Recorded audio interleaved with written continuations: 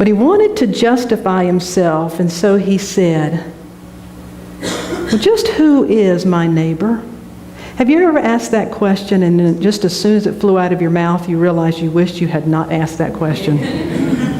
Well, to the audience that was looking, they got the energy of this. So he's nitpicking now. All right, but just tell me, who is my neighbor?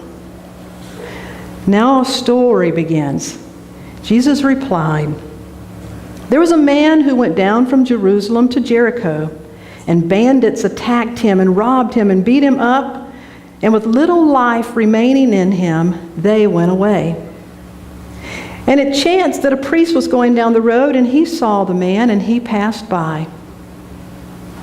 And likewise a Levite came, and he arrived at this place, and he saw the man, and he passed on by.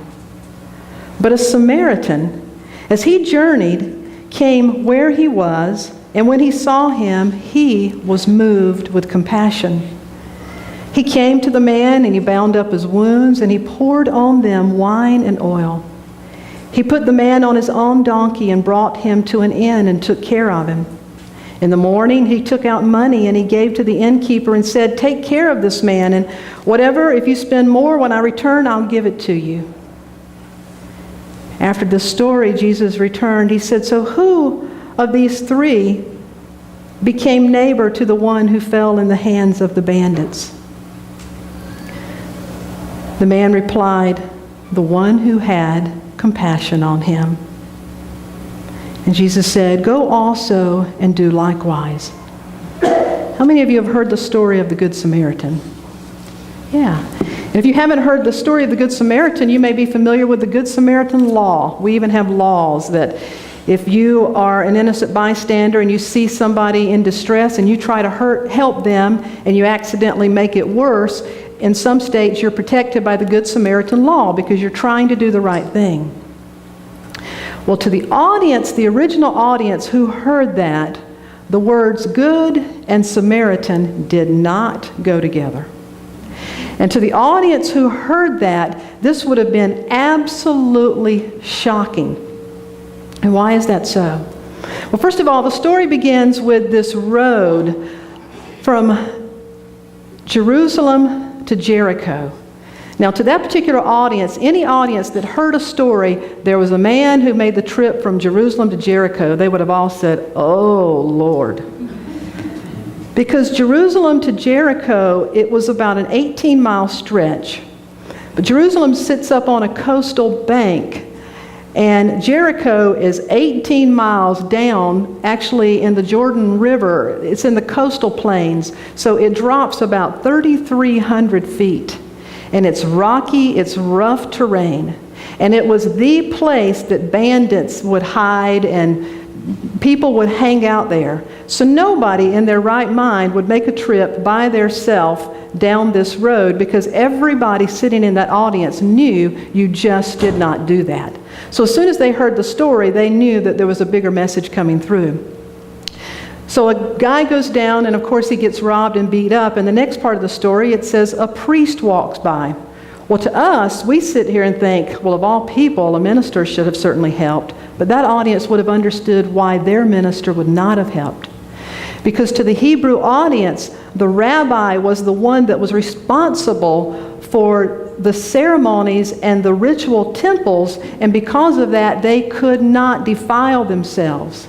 And to touch blood or to touch anyone that was dead would have defiled them. So for a priest to walk on by, according to the law, was exactly what you would have expected. Now, are you starting to see a message come through about how our boundaries sometimes keep us outside of acting from an authentic place of love? But so far, this audience in this 2,000 years ago is understanding, yeah, all of this makes sense. You know, the priest shouldn't stop. So next comes the Levite. Who's the Levite? Well, the Levite is a worker in the temple who would probably have been under the direction of the priest. And most likely the Levite was not too far behind the priest and saw exactly what the priest did, and so he did the same thing, which again, there was nothing wrong with that according to the law. It was basically his job to keep himself clean as well. Now, the thing that really doesn't fit in this story is the next line, is a Samaritan. Because to a Hebrew, who their very connection to God was their bloodline. And so that's why in the scriptures it talks about so-and-so was the son of so-and-so, was the son of so-and-so, was the son of so-and-so. They had to track the bloodline because they believed that they were direct descendants from God through their blood, and their blood kept them in the graces of God. Now, a Samaritan was a group of people that had intermingled, and so they were considered half-breeds and heretics. The Samaritans also followed the Hebrew law. They read the Torah, the Jewish Torah, but they worshiped in another place. And so you could not imagine two more arch rivals than this particular audience and a Samaritan. So in this story, for Jesus to have said, and a Samaritan came down the road, that just didn't fit. That did not fit at all. That was not expecting. What the audience was expecting to hear was a priest, a rabbi, a priest, a Levite, and a normal, just an ordinary day worker. That's how the story should have gone according to them. So when all of a sudden a Samaritan shows up and the Samaritan helped, the audience would have sat and just thought that impossible. And yet, because of the way the story had been set up and the question that was asked, the response came. Who in this story, if you look at the sheer facts of the story, who was a neighbor? Who was moved with compassion? It was the Samaritan. The power and the purpose of that story to that audience was to shake them up, was to have them expand outside of their way of thinking, to move beyond the laws, the traditions, and the way that they had just been accustomed to do, and to make more space for love in their life.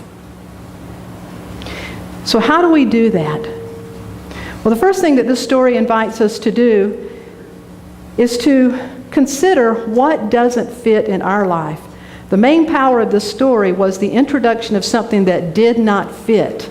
And when that was introduced, it cracked open their understanding so that a new level of awareness could come in.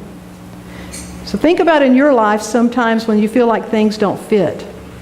Can you remember when you were just learning to sort things? Maybe you were 3 or 4 years old or 5 years old, and in school they'd give us those little pieces of paper, and they were trying to teach us things that matched or didn't match. And they'd say, what doesn't fit? And you had an apple, a banana, an orange, some grapes, and a tractor. You remember that? There'd be one thing that just did not fit, or you'd have circle, square, triangle, and an elephant. And so it's just really trying to teach you what doesn't work in this picture. All of us in our life have things that do not fit. There are pieces and places in our life that just don't fit. And the story is asking us to take a look at that. Now, the first thing that doesn't fit into our life is the obvious level. The obvious thing in the story is, if there's anyone that we're trying to say is outside of our realm of who we should love, then we need to look at that. But to me, that's pretty simple. I think anybody who would be on a spiritual path would agree that it doesn't matter if we're Republican, Democrat, it doesn't matter the color of our skin, it doesn't matter our sexual orientation, it doesn't matter our age, our anything, that we are in a place, just as Reverend Sherry's beautiful reading was, we may not like one another, we may not agree with one another, but to love and to be moved with compassion, that's the first check off the list. There's no passing around, no getting around that. Someone sent me an email recently that said, if you want to grow your church, I've got a great marketing idea. And they said, get out of hell free cards. And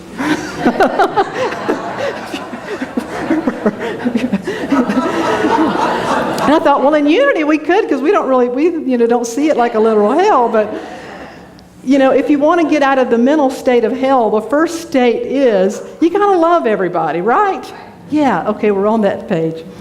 So it doesn't fit in our life if we're putting people outside and making enemies, creating enemies. The next level of what doesn't fit. Now this is where the metaphysical meaning, the much deeper meaning begins to take place, and I think you may find doesn't fit in your life.